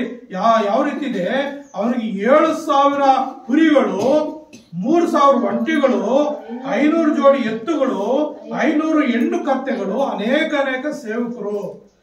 ದೊಡ್ಡ ಶ್ರೀಮಂತರು. ಅಂತ ಒಂದು ಮನೆಯಲ್ಲಿ ಒಂದು 10 ಜನ ಮಕ್ಕಳಿದ್ದಾರೆ. ಅವರು ಯಾರಾದ್ರೂ ತಪ್ಪು ಮಾಡಿದ್ದಾರೆ, ಔತಣದಲ್ಲಿ ಏನಾದ್ರೂ ಕೆಟ್ಟ ಕಾರ್ಯಗಳು ಮಾಡಿದಾರನು ಅಂತ ಏನ್ ಮಾಡ್ತಾ ಇದ್ದಾನೆ ಆತನು, ಎಲ್ಲ ಸರತಿ ಮುಗಿದ ಮೇಲೆ ಎಲ್ಲ ಮಕ್ಕಳನ್ನ ಕರೆದು ಅವ್ರ ಸ್ನಾನಗಳು ಮಾಡಿ ಅವ್ರಿಗೆ ಯಜ್ಞ ಹೋಮಗಳನ್ನ ದೇವ್ರಿಗೆ ಬಲಿ ಕೊಟ್ಟು ಅವ್ರನ್ನ ಶುದ್ಧಾಚಾರ ಮಾಡಿಸ್ತಾ ಇದ್ದಂತೆ. ಒಂದು ವೇಳೆ ಅವರು ಕಣ್ಣಲ್ಲಿ ನೋಡ್ರಿ, ಅಲ್ಲಿ ಏನ್ ಹೇಳ್ತಾ ಇದ್ ನೋಡ್ರಮ್ಮ, 5ನೇ ವಚನ ಓದು. ಔತಣ ಸರಿದಿ ತೀರಿದ ನಂತರ ಯೋಬನು ತನ್ನ ಮಕ್ಕಳು ಒಂದು ವೇಳೆ ಹೃದಯದಲ್ಲಿ ದೇವರನ್ನು ದೂಷಿಸಿ ಪಾಪ ಮಾಡಿರಬಹುದು ಎಂದು ಅವರನ್ನು ಕರೆಸಿ ಶುದ್ಧಿಪಡಿಸಿ ಬೆಳಗ್ಗೆ ಎದ್ದು ಅವರ ಸಂಖ್ಯೆಗೆ ತಕ್ಕಂತೆ ಹೋಮಗಳನ್ನು ಅರ್ಪಿಸುತ್ತಿದ್ದನು. ಹೀಗೆ ಯೋಬನು ಕ್ರಮವಾಗಿ ಮಾಡುತ್ತಿದ್ದನು. ತನ್ನ ಮಕ್ಕಳು ಹೃದಯದಲ್ಲಿ ಏನಾದ್ರೂ ಪಾಪ ಅಂದ್ರೆ, ಹೃದಯದ ಮನಸ್ಸಲ್ಲಿ, ಬಾಯಲ್ಲಲ್ಲ, ಮಾತಲ್ಲಲ್ಲ, ಕಣ್ಣಲ್ಲಲ್ಲ, ಹೃದಯದಲ್ಲಿ ಏನಾದ್ರೂ ಪಾಪ ಮಾಡಿರ್ತಾರೇನೋ ಅಂತೇಳಿ ತನ್ನ ಮಕ್ಕಳಿಗೋಸ್ಕರ ಆತನ ಯಜ್ಞ ಕ್ರಮಗಳು ಮಾಡ್ತಾ ಇದ್ದಂತೆ. ತನ್ನ ಮಕ್ಕಳು ಶುದ್ಧೀಕರಿಸ್ತಾ ಇದ್ದಂತೆ. ಅವನು ಯಥಾರ್ಥವಾಗಿದ್ದನಂತೆ. ಹಾಗಾಗಿ ಪ್ರಿಯ ನನ್ನ ಸಹೋದರರೇ, ಯೋಬನ ಜೀವಿತದಲ್ಲಿ ಅವನೇನಾಗಿದ್ದನೋ, ಕೆಟ್ಟದವನ್ನ ನಿರಾಕರಿಸ್ತಾ ಇದ್ದನು. ಒಂದು ಸಮಯದಲ್ಲಿ ಏನಾಗ್ತದೆ ಅಂದ್ರೆ, ದೇವರು ತನ್ನ ದೂತರೆಲ್ಲ ಒಂದು ಮೀಟಿಂಗ್ ಮಾಡ್ತಾರೆ. ಆ ಮೀಟಿಂಗ್ ಮಾಡುವಂತ ಸಂದರ್ಭದಲ್ಲಿ ಸೈತಾನ್ ಕೂಡ ಬರ್ತಾನೆ. ಯಾರು? ಸೈತಾನ್ ಮೀಟಿಂಗ್ಗೆ ಹಾಜರಾಗ್ತಾನೆ. ಮೀಟಿಂಗ್ ಹಾಜರಾಗಿ, ಯಾಕಂದ್ರೆ ಸೈತಾನ್ ಯಾರು? ಲೂಸಿಫರ್. ದೇವರಲ್ಲಿ 2ನೇ ಸ್ಥಾನ ಉಳ್ಳಂತವನು, ದೇವರನ್ನ ಆರಾಧಿಸುವಂತ ವ್ಯಕ್ತಿ ಆತನು. ಅವನ ಸ್ವಾರ್ಥಕ್ಕಾಗಿ, ಸ್ವಾರ್ಥಕ್ಕೆ ಏನು ಪಾಲು ಹೊಂದಿ ದೇವರಿಗಿಂತ ನಾನೇ ದೇವರಾಗ್ಬೇಕಂತ ಸ್ವಾರ್ಥ ಅವನು ಯಾವಾಗ ಮಾಡ್ತೋ, ದೇವರು ಅವನು ತಿಳ್ಕೊಂಡು ಭೂಲೋಕಕ್ಕೆ ತಲುಪಿಡ್ತಾನೆ. ಭೂಲೋಕದಲ್ಲಿ ಅಲ್ಲೇ ತಿಳ್ಕೊಂಡು ಮೀಟಿಂಗ್ ಹೋಗ್ತಾನೆ. ಏನಪ್ಪಾ ಸೈತಾನ ಎಲ್ಲಿಂದ ಬಂದಂದ್ರೆ, ಸ್ವಾಮಿ ಅಲ್ಲೆಲ್ಲ ತಿರುಗಾಡ್ಕೊಂಡು ಹನುಮಂತ ನಗರ, ಆನಂದಪುರ, ಇಡೀ ಟೌನು ಎಲ್ಲ ಸುತ್ತಾಕೊಂಡು ಬಂದೆ. ಏನಪ್ಪಾ, ಉದಾಹರಣೆಗೆ ಒಂದು ಆನಂದಪುರ ಅಂತ ಇಟ್ಕೊಂಡ್ರೆ, ಆನಂದಪುರದಲ್ಲಿ ಯೋಬನೆಂಬ ನನ್ನ ಭಕ್ತನಿದಾನಲ್ಲ, ಅವನ ಮೇಲೆ ಗಮನ ಇಟ್ಟೆಯಾ ಅಂತಾನೆ. ಇಟ್ಟೆ ಸ್ವಾಮಿ. ಹೆಂಗೆ ನೋಡ್ದವನು ನೋಡ್ರಮ್ಮ, 8ನೇ ವಚನ ಓದು. ಆಗ ಶೂಹನಾದ ಬಿಲ್ಲದ್ದನು ಈಗಂದನು, ಗಾಳಿಯಂತಿರುವ ಮಾತುಗಳನ್ನಾಡಿ ಇನ್ನೆಷ್ಟರವರೆಗೂ ಹೀಗೆ ನುಡಿಯುತ್ತಿರುವಿ. ಆಗ ಯೆಹೋವನು ತನ್ನ ದಾಸನಾದ ಯೋಬನ ಮೇಲೆ ಗಮನವಿಟ್ಟಿಯ, ಅವನು ದೇವರಲ್ಲಿ ಭಯಭಕ್ತಿಯುಳ್ಳವನಾಗಿ ಕೆಟ್ಟದ್ದನ್ನು ನಿರಾಕರಿಸುತ್ತಾ ನಿರ್ದೋಷಿಯು ಯಥಾರ್ಥ ಚಿತ್ತನು ಆಗಿದ್ದಾನೆ. ಅವನಿಗೆ ಸಮಾನನು ಭೂಲೋಕದಲ್ಲಿ ಎಲ್ಲಿಯೂ ಸಿಕ್ಕುವುದಿಲ್ಲ ಎಂದು ಸೈತಾನನಿಗೆ ಹೇಳಿದನು. ಆಮೇಲೆ ನೋಡ್ರಿ, ದೇವರು ಯೋಬನ ಬಗ್ಗೆ ಸಾಕ್ಷಿ ಹೇಳ್ತಾ ಇದ್ದಾರೆ. ಇದು ಯಾರು ಹೇಳಲಿಲ್ಲ, ಯೋಬನಿಗೊಬ್ಬನಿಗೆ ದೇವರು ಸಾಕ್ಷಿ ಹೇಳ್ತಾ ಇದೆ. ಎಂತ? ಅವನು ದೇವರಲ್ಲಿ ಭಯಭಕ್ತಿ ಉಳ್ಳವನಾಗಿ ಕೆಟ್ಟದ್ದನ್ನು ನಿರಾಕರಿಸುತ್ತಾ ನಿರ್ದೋಷಿ ಯಥಾರ್ಥಿತನೂ ಆಗಿದ್ದಾನೆ. ಅವನಿಗೆ ಸಮಾನನು, ಏನು? ಯೋಬನಿಗೆ ಸಮಾನನು ಭೂಲೋಕದಲ್ಲಿ ಎಲ್ಲಿಯೂ ಸಿಕ್ಕುವುದಿಲ್ಲ ಎಂದು ಸೈತಾನಿಗೆ ಹೇಳಿದನು. ಸೈತಾನ್ ಯೋಬನ ಬಗ್ಗೆ ಸಾಕ್ಷಿ ಯಾರು ಹೇಳ್ತಾರೆ? ದೇವರು ಹೇಳ್ತಾ ಇದ್ದಾರೆ. ಊಹೆ ಮಾಡ್ಕೊಳ್ಳೋಣ, ನನ್ನ ಬಗ್ಗೆ, ನನ್ನ ಮನೆಯಲ್ಲಿ ಎಲ್ಲರೂ ನಾನು ಒಳ್ಳೆಯವನಂತ ಹೇಳಕ್ಕಾಗುತ್ತಾ? ಹೇಳ್ತಾರ? ನಿನ್ನ ಮನೆಯಲ್ಲಿ, ನಿನ್ನ ಕುಟುಂಬದಲ್ಲಿ ಮಕ್ಕಳಾಗ್ಲಿ, ಯಜಮಾನರಾಗ್ಲಿ, ಹೆಂಡತಿ ಆಗ್ಲಿ, ಕುಟುಂಬದಲ್ಲಿ ನಮ್ಮ ಅಪ್ಪ ಒಳ್ಳೆಯವನು, ನಮ್ಮ ಯಜಮಾನ್ರು ಒಳ್ಳೆಯವರು, ನನ್ನ ಹೆಂಡತಿ ಒಳ್ಳೆಯವರು, ನನ್ನ ಮಕ್ಕಳು ಒಳ್ಳೆಯವರು ಅಂತ ಕುಟುಂಬದಲ್ಲಿ ಹೇಳುವಂತ ಸ್ಥಿತಿ ಇದೆಯಾ? ಒಂದು ಕುಟುಂಬದಲ್ಲಿ, ಸ್ವಂತ ಕುಟುಂಬದಲ್ಲಿ ಅಲ್ಲ, ನಿನ್ನ ಗ್ರಾಮದಲ್ಲಿ ಹೇಳ್ತಾರ? ಒಂದು 10 ಕುಟುಂಬ ಇದೆಯಂದ್ರೆ 10 ಕುಟುಂಬದಲ್ಲಿ ಒಂದು ಕುಟುಂಬ ನಮ್ಮನ್ನು ಒಳ್ಳೆಯವ್ರಂದ್ರೆ 9 ಕುಟುಂಬ ಕೆಟ್ಟವ್ರು ಅಂತಾರೆ. ಇಲ್ಲ, ಅರ್ಧ ಇರ್ತಾರೆ, ಅರ್ಧ ಒಳ್ಳೆಯವರು ಅಂದ್ರು ಅರ್ಧ ಕೆಟ್ಟವ್ರು ಅಂತಾರೆ. ಆದ್ರೆ ದೇವರೇ ಯೋಬನ ಬಗ್ಗೆ ಯಥಾರ್ಥವಂತನು, ಅವನಿಗೆ ಸಮಾನನು ಭೂಲೋಕದಲ್ಲಿ ಎಲ್ಲಿಲ್ಲ ಅಂದ್ರೆ ಎಂತ ಒಂದು ನಂಬಿಗಸ್ತನಾಗಿದ್ದಾನೆ ದೇವರಲ್ಲಿ. ಯೋಬನ ಲೆಕ್ಕ ಹಾಕೊಳ್ರಿ. ಹಾಗಾಗಿ ಪ್ರಿಯರೇ, ನಾವು ನಮ್ಮ ಜೀವಿತದಲ್ಲಿ ನಾವೇನ್ ಮಾಡ್ಬೇಕು? ಆ ಯೋಬನ ಹಾಗೆ ನಂಬಿಕಸ್ಥರಾಗಿರ್ಬೇಕು. ಯೋಬನ ಹಾಗೆ ನಂಬಿಕಸ್ಥರಾಗಿರ್ಬೇಕು. ದೇವ್ರು ಒಂದೊಂದ್ ಸಾರಿ ಒಂದ್ ದಿವಸ ನಾವು ಪರಲೋಕಕ್ಕೆ ಏರುವುದ್ರೆ ಏನನ್ಬೇಕು? ಬಹಳ ನಂಬಿಕಸ್ತ ನನ್ನ ಮಗನೇ, ನೀನ್ ನನ್ನ ಸೌಭಾಗ್ಯದಲ್ಲಿ ಸೇರು ಅಂತ ಕರಿಬೇಕು. ನನ್ನ ಸೌಭಾಗ್ಯ ಮನೆಯಲ್ಲಿ ನೀನು ಬಾ. ನೀನು ಭೂಲೋಕದಲ್ಲಿ ಯಥಾರ್ಥವಾಗಿದ್ದೆ, ಯಥಾರ್ಥವಾಗಿ ನೀನು ಜೀವಿಸಿದ್ದೀಯ ನನ್ನ ಮಗನೇ ಅಂತ ಕರಿಬೇಕು. ಇದುವರೆಗೆ ಏನಾಗಿದೆ ಗೊತ್ತಿಲ್ಲ. ದೇವರ ವಾಕ್ಯ ಹೇಳ್ತದೆ, ಹೆಚ್ಚು ಕಡಿಮೆ ಏನಿಲ್ಲ, ಎಲ್ಲರೂ ಪಾಪ ಮಾಡಿ ದೇವರ ಮಹಿಮೆ ಹೊಂದ್ಕೊಂಡು ಹೋಗಿದ್ದಾರೆ. ಇದುವರೆಗೂ ನಮ್ಗೆ ಗೊತ್ತಿಲ್ಲ. ಇವತ್ತು ನಾವು ಕೇಳ್ತಾ ಇದ್ದೀವಿ ದೇವರ ಮಾತುಗಳು. ಯಾರೋ ನೋಹನ ಬಗ್ಗೆ ಕೇಳ್ತೀವಿ, ದಾನಿಯಲ್ ಬಗ್ಗೆ ಕೇಳ್ತೀವಿ, ಯೋಬನ ಬಗ್ಗೆ ಕೇಳ್ತಾ ಇದೀವಿ. ಇವತ್ತಿನಿಂದ ಆದ್ರೂ ನಮ್ಮ ಜೀವಿತ ಏನ್ ಮಾಡ್ಬೇಕು? ಚೇಂಜ್ ಮಾಡ್ಕೋಬೇಕು. ದೇವ್ರೆ, ಅವರಲ್ಲಿ ನನ್ನನ್ನು ಒಬ್ಬನಾಗಿ ಸೇರಿಸ್ಕೊಪ್ಪ. ಆ ನೋಹನ ಬಗ್ಗೆ ನೀನ್ ಸಾಕ್ಷಿ ಹೇಳ್ತಾ ಇದೆಯಲ್ಲ, ಯೋಬನ ಬಗ್ಗೆ ಸಾಕ್ಷಿ ಹೇಳ್ತಾ ಇದೆಯಲ್ಲ, ನನ್ನ ಬಗ್ಗೆ ಕೂಡ ನೀನ್ ಸಾಕ್ಷಿ ಹೇಳ್ದಿದ್ರು ನಾನು ಪರಲೋಕ ರಾಜ್ಯದಲ್ಲಿ ಸೇರುವಾಗೆ, ಆ ಸಮಯದಲ್ಲಾದ್ರೂ ನಿನ್ನ ರಾಜ್ಯದಲ್ಲಿ ಸೇರುವಾಗೆ ನನ್ನ ಜೀವಿತನ ಬದಲಾಯಿಸು.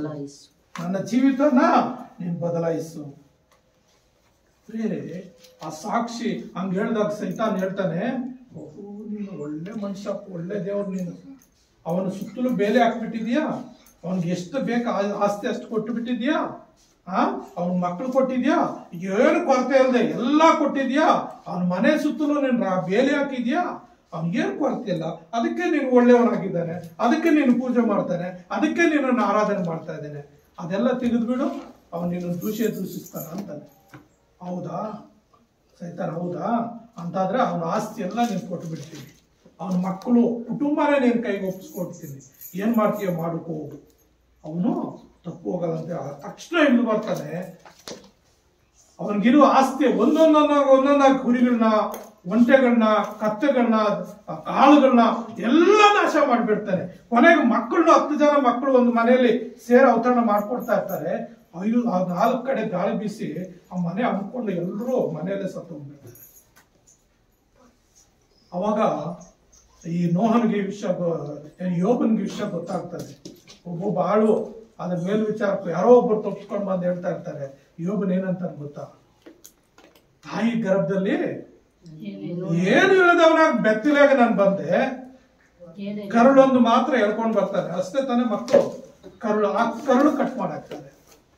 ಆಮೇಲೆ ಏನಿಲ್ಲದೆ ಬೆತ್ತಲಾಗಿ ಬಂದಿದ್ದೀನಿ ಮತ್ತು ಏನಿಲ್ಲದೆ ಗತಿಸಿ ಹೋಗ್ತೀನಿ. ಎಲ್ಲಾ ದೇವರೇ ಕೊಟ್ಟನು, ದೇವರೇ ದೇವ್ರ ಸ್ತೋತ್ರವಾಗಲ್ಲ. ಹಲ್ಲೆಲೂಯಾ. ಹೌದ್ರಿ, ನಾವು ಬೆತ್ತಲಾಗಿ ಬರ್ತೀವಿ, ಬೆತ್ತಲಾಗಿ ಹೋಗ್ತೀವಿ. ಈ ಲೋಕದಲ್ಲಿ ನಾವು ಏನು ಕೊಟ್ಟಿರ್ತಾನೋ ಅದೆಲ್ಲ ದೇವರೇ ಕೊಡ್ತಾನೆ. ಮತ್ತು ದೇವರೇ ತಗೊಂಡು ದೇವ್ರ ಸ್ತೋತ್ರ. ಒಂದ್ ವೇಳೆ ಇದ್ರು ಎಲ್ಲ ಬಿಟ್ಟೆ ಹೋಗ್ತೀವಿ. ಏನಾರು ಎತ್ಕೊಂಡು ಹೋಗ್ತೀವ? ಏನು ಎತ್ಕೊಳಲ್ಲ. ಮತ್ತೊಂದ್ ಸಾರಿ ಬರ್ತಾನೆ ಸೈತಾನ್. ಮತ್ತೊಂದ್ ಸಾರಿ ಬಂದು ಮತ್ತೊಂದು ಮೀಟಿಂಗ್ ಆಗಿ, ಏನಪ್ಪಾ ನಮ್ಮ ಯೋಬನ ಬಗ್ಗೆ ಗಮನ ಇಟ್ಟೆ ಸ್ವಾಮಿ, ಎಲ್ಲ ಆಯ್ತು, ಎಲ್ಲ ಕಿತ್ತಾಕ್ಬಿಟ್ಟೆ, ಆದ್ರೂ ಅವನು ನಿನ್ನನ್ನು ಬಿಡ್ಲಿಲ್ಲ. ಆದ್ರೆ ಇನ್ನೊಂದು ಕೊರತೆ ಇದೆ, ಈ ಕಡಿಮೆ ಇದೆಯಲ್ಲಪ್ಪ, ಅವ್ನಿಗೆ ಒಳ್ಳೆ ಆರೋಗ್ಯ ಕೊಟ್ಟಿದೆಯಲ್ಲ, ಆರೋಗ್ಯ ಇದ್ರೆ ಮತ್ತೆ ಸಂಪಾದನೆ ಮಾಡ್ಕೊಳ್ತಾನೆ. ಅದ ಆರೋಗ್ಯನ ತೆಗೆದಾಕ್ ನೋಡು, ಆರೋಗ್ಯ ತೆಗೆದಾಕ್ ನೋಡು, ಅವನು ನಿನ್ನ ದೂಷಿಸ್ತಾನಂತಾನೆ. ಹೌದಾ? ಒಂದ್ ಕೆಲಸ ಮಾಡು, ಅವನ ಶರೀರ ಮೇಲೆ ನೀನು ಅಧಿಕಾರ ಕೊಡ್ತೀನಿ, ಅದರ ಪ್ರಾಣ ಮಾತ್ರ ತೆಗಿಬೇಡ ಅಂತಾನೆ.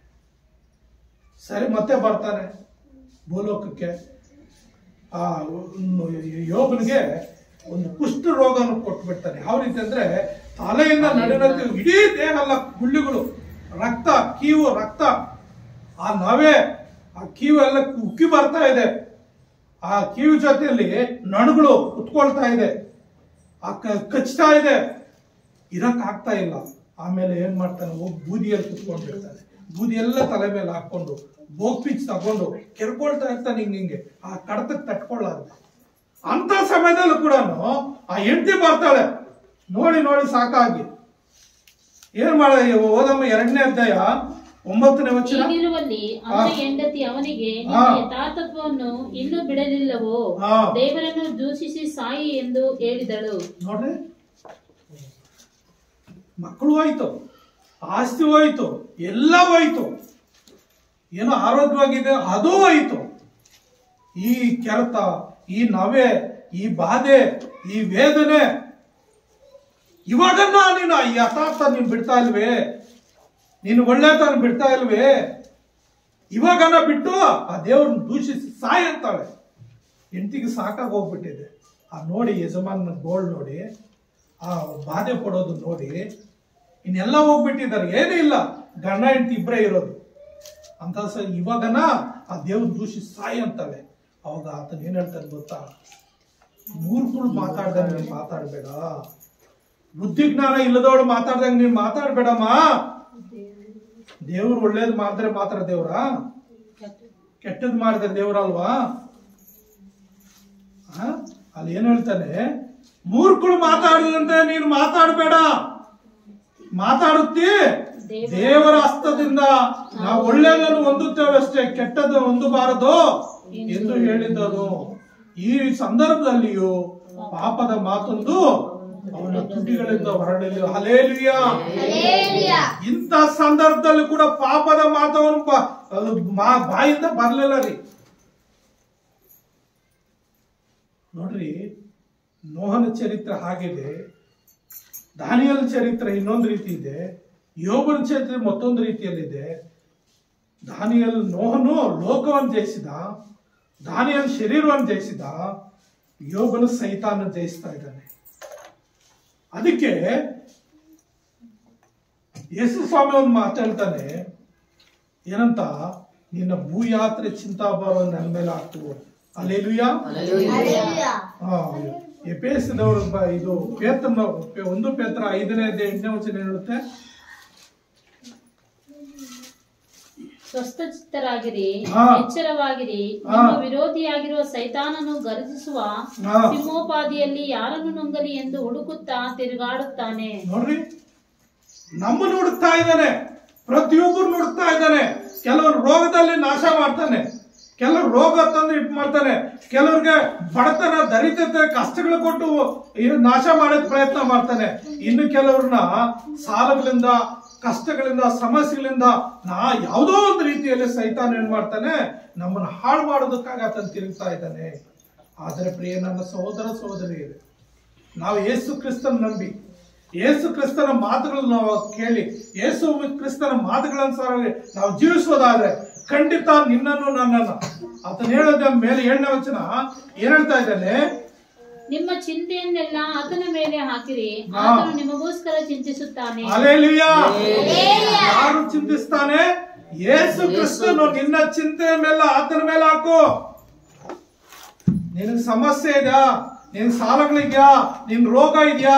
ನಿನ್ಗೆ ಮತ್ತೊಂದು ಏನೇ ಇದ್ರು ನೀನ್ ಚಿಂತೆ ಮಾಡಬೇಡ. ನಿನ್ನ ಚಿಂತೆ ಮೇಲೆ ದೇವರ ಮೇಲೆ ಹಾಕು, ಯೇಸು ಕ್ರಿಸ್ತನ ಮೇಲೆ ಹಾಕು. ಆತ ನಿನ್ಗೋಸ್ಕರ ಚಿಂತಿಸಿ ನಿನ್ಗೆ ಏನು ಬೇಕೋ, ಯಾವ ಸಂದರ್ಭದಲ್ಲಿ ಏನ್ ಮಾಡ್ಬೇಕೋ ಆತನು ಮಾಡೇ ಮಾಡ್ತಾನೆ. ಹಲ್ಲೆಲೂಯಾ. ಹಲ್ಲೆಲೂಯಾ. ಯೇಸು ಕ್ರಿಸ್ತನ ನಂಬಿ ಯೇಸು ಕ್ರಿಸ್ತನ ಮಕ್ಕಳಾಗಿ ನಾವು ಜೀವಿಸುವಾಗ ನಮ್ಮ ಚಿಂತೆ ಆತನ ಮೇಲೆ ಹಾಕ್ಬೇಕು. ಅಪ್ಪ, ನಾನು ಅಲ್ಪನು, ಅಯೋಗ್ಯನು, ನನ್ನ ಕೈಲಿ ಏನಾಗುತ್ತಪ್ಪ? ಏನು ಮಾಡಕ್ಕಾಗಲ್ಲ.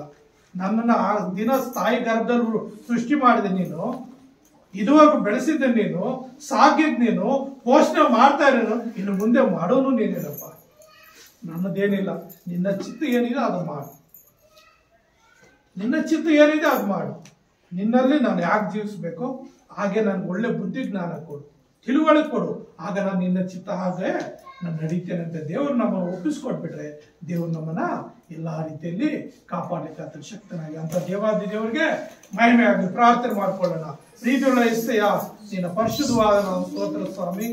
ನೋಹನ ಚರಿತ್ರೆಯಲ್ಲಿ, ದಾನಿಯೇಲನ ಚರಿತ್ರೆ, ಯೋಬನ ಚರಿತ್ರೆ ನಾವು ನೋಡುವಾಗ ಒಬ್ಬೊಬ್ಬರು ಒಂದೊಂದು ಹಂತದಲ್ಲಿ ನಿನಗೆ ಅಪ್ಪ ಸಾಕ್ಷಿಗಾಗಿ ನಿಂತಿದ್ದೇನೆ. ಅವರ ಹೆಸರು ಜೀವ ಗ್ರಂಥದಲ್ಲಿ ಉಳಿಸಿದೀಯಪ್ಪ. ಹಾಗೆ ನಾವೆಲ್ಲರೂ ಈ ಮಾತುಗಳು ಕೇಳೋ ಪ್ರತಿಯೊಬ್ಬರು ಅಪ್ಪ ಯಥಾರ್ಥವಾಗಿ ನೋಹನ ಹಾಗೆ, ದಾನಿಯೇಲನ ಹಾಗೆ, ಯೋಬನ ಹಾಗೆ ಯಥಾರ್ಥವಂತೆ ಜೀವಿಸಿದಪ್ಪ. ಒಳ್ಳೆ ಸಾಕ್ಷಿಗಳಾಗಿ ಜೀವಿಸುವಂತೆ, ಸೈತಾನ್ ತರುವಂತೆ ಎಲ್ಲ ಕುತಂತ್ರಗಳಿಂದ ನಮ್ಮನ್ನು ಬಿಡಿಸಿ ನಿನ್ನ ಗಾಯವಾದ ಹಸ್ತದ ಮರೆಯಲ್ಲಿ ಪ್ರತಿಯೊಬ್ಬೊಬ್ಬರು ನಿನ್ನ ಕಾಪಾಡಿ ಆಶೀರ್ವದಿಸಬೇಕೆಂದು ನಜರೇತಿನ ಯೇಸು ನಾಮದಲ್ಲಿ ಪ್ರಾರ್ಥನೆ ಹೇಳುತ್ತೇನೆ ತಂದೆ. Amen amen amen.